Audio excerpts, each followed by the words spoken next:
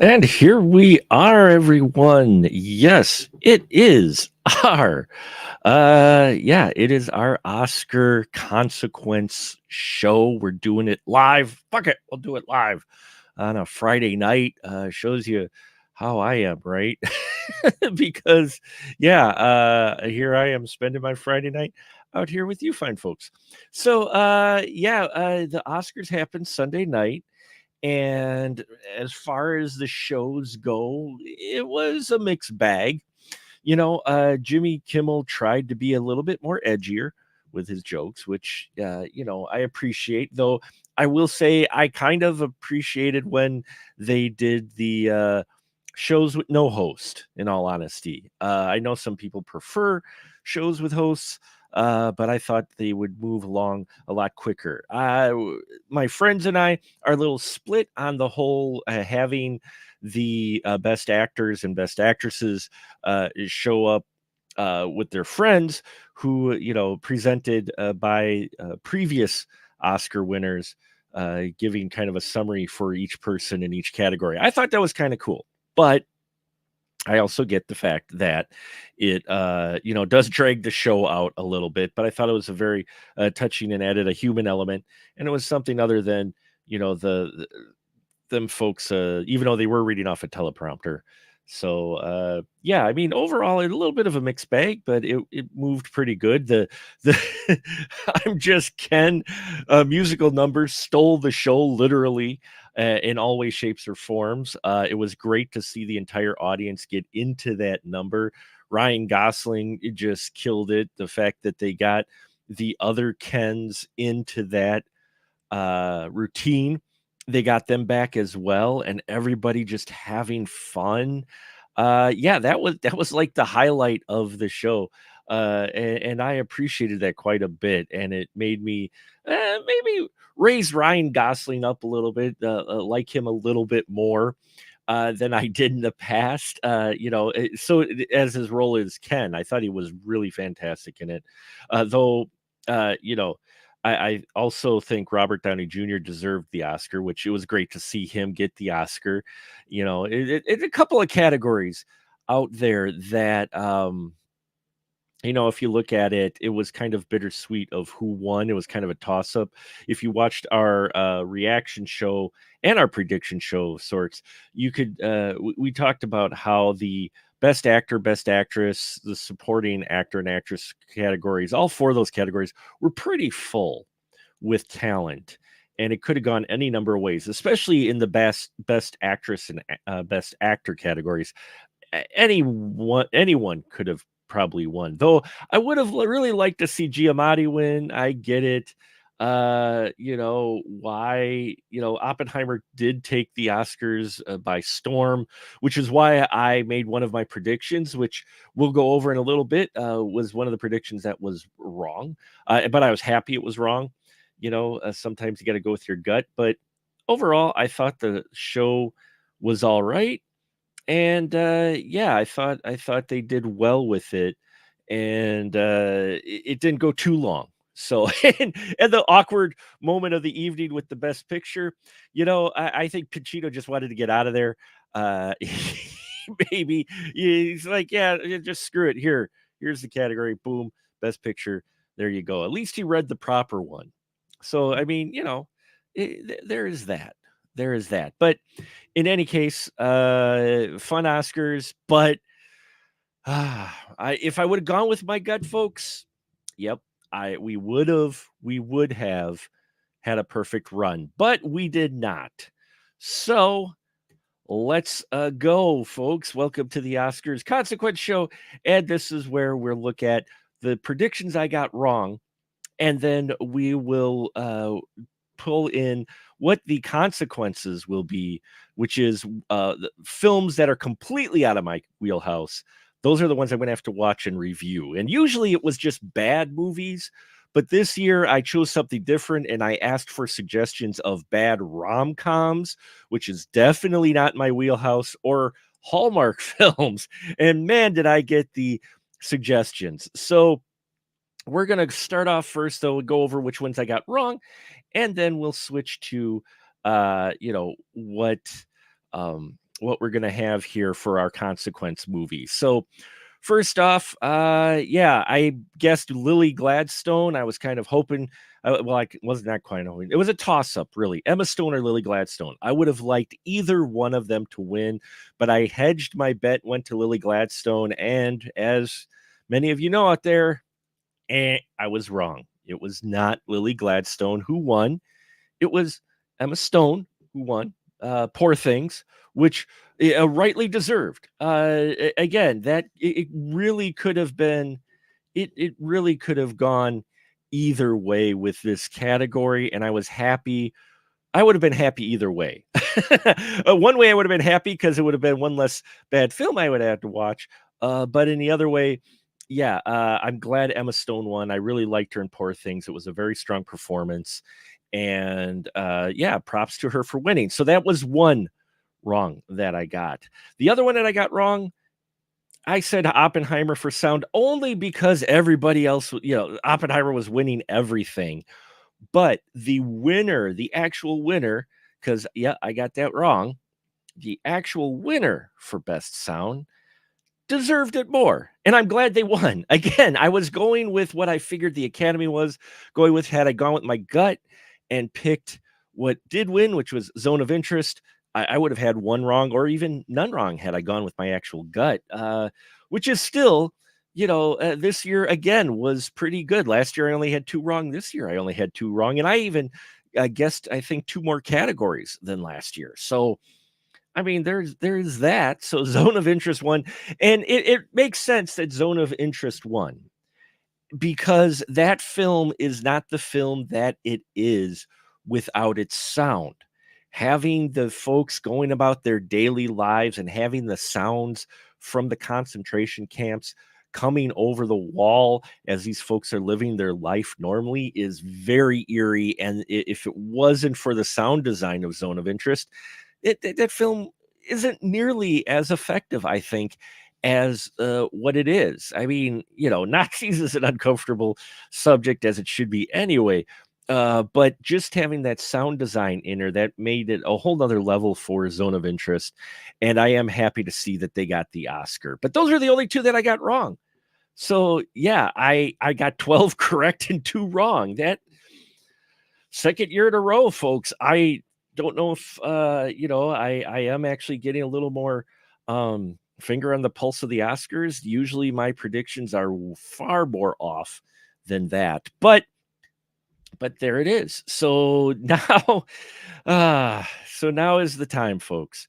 Now is the time that we do the Wheel of Consequence. Yes, the Wheel of Consequence here, folks, is where I have the names of the films that were suggested to me. And we are going to spin the wheel, and whatever it lands on, that will be the film that will be the consequence film. And unlike last year, which it took me almost a year to review, I am setting myself a deadline of 1 month. It'll be less than that for my consequence review of whatever two films come out of the spin. So enough of me babbling here. Let's spin the wheel and see what my consequence was for getting the best actress incorrect. Round and around and around she goes where she stops. Royal treatment. Oh, boy, howdy. Royal treatment. Can't wait to watch that one. Royal treatment was suggested by my coworker, Julie. I have to thank her. She consumes bad rom-coms and Hallmark films, and she is the inspiration for the category this year, and she had picked the Royal treatment. So uh yeah, thank you, my coworker Julie and friend, for picking that. Oh boy. Okay, so let's make a note of it. Royal treatment. I'm writing it down, folks, so I don't forget. We're also recording this for posterity or for whatever reason. So royal treatment. All right. So now we get to spin it for one more. This is for my getting the sound wrong. And around she goes, and where it stops, keep going. Keep going. Oh no. Oh no. No. Ah, fuck. Okay. So I knew this was going to happen. I knew this was going to happen, folks. And a California Christmas City Lights was recommended to me by Mr. Don Shanahan of Cinephile Hissy Fit, Film Obsessive. The man is very prolific in his movie reviews, a good friend of ours as well.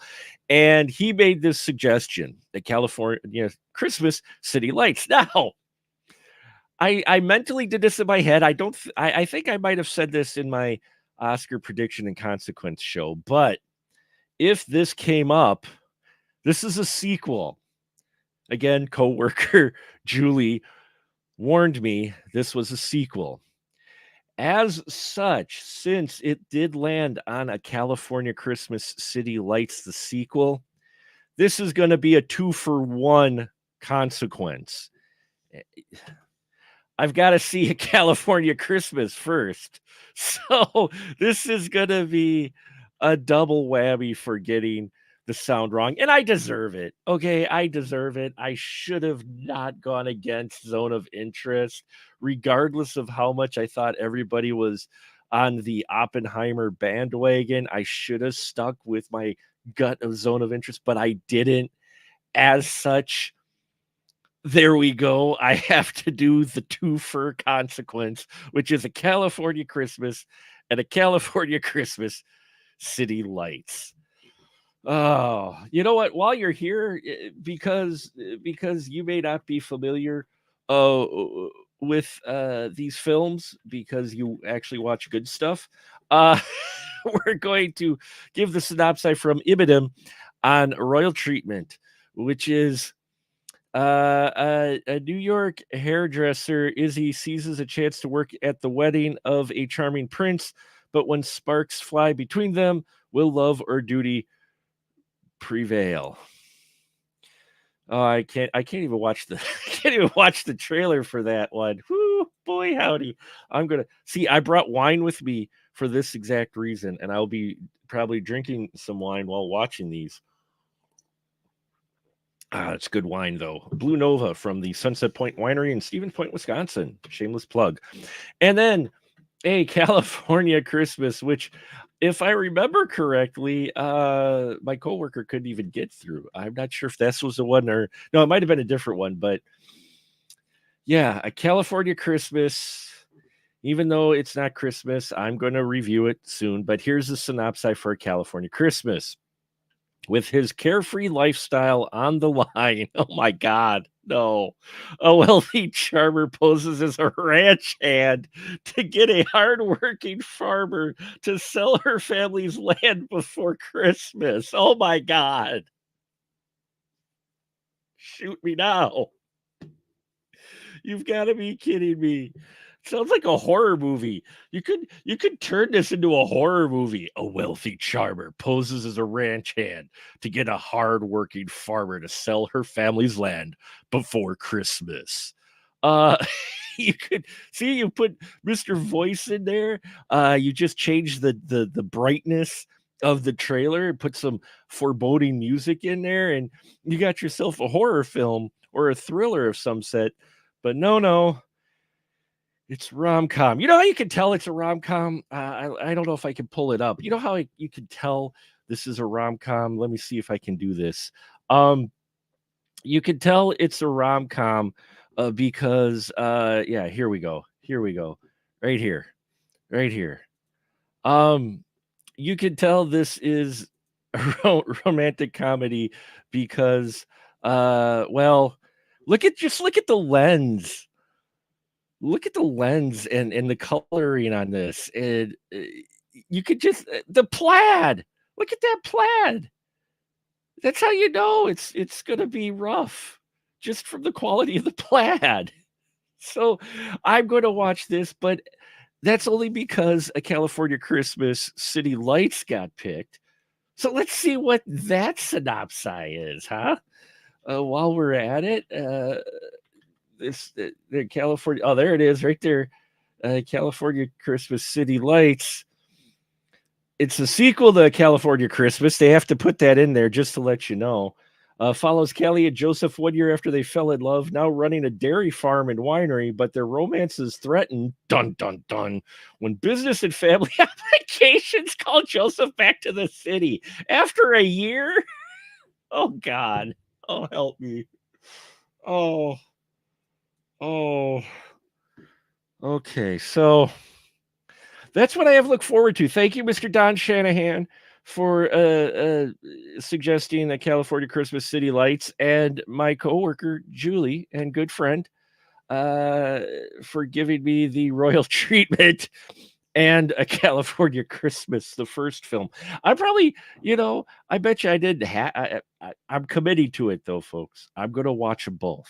Okay, I'm gonna watch it both. I have stuff stronger than the wine if needed, and it'll happen in a month before trivia. The world's largest trivia contest is coming up, so looking forward to that. Not looking forward to these films because again, here's my wheelhouse.